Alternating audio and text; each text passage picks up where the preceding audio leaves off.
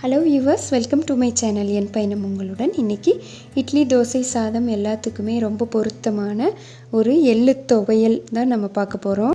இந்த எள்ளு துவையல் பண்ணுறதுக்கு ஒரு வாணலியில் 1 ஸ்பூன் அளவுக்கு எண்ணெய் எடுத்துகிட்டு 1/2 ஸ்பூன் கடுகு, 1/2 ஸ்பூன் சீரகம், 1/2 ஸ்பூன் மிளகு, 1/2 ஸ்பூன் வெந்தயம் சேர்த்திக்கலாம்.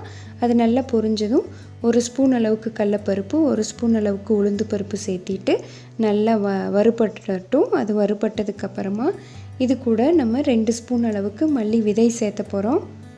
மல்லி விதையும் நல்லா வறுபட்டதுக்கு அப்புறமா ஒரு பெரிய வெங்காயத்தை கட் பண்ணி வச்சுக்கணும். சின்ன துண்டு இஞ்சி, ஒரு 7-8 பல் பூண்டு ரெடி பண்ணி வச்சுக்கலாம்.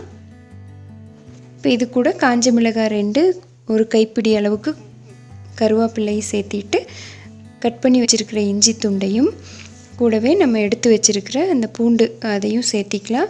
இது எல்லாமே நல்லா வறுபட்டு வந்ததுக்கப்புறமா பெரிய வெங்காயம் 1 கட் பண்ணி வச்சுருக்கோம், அதையும் சேர்த்திட்டு இதுவுமே நல்லா வறுபடட்டும்.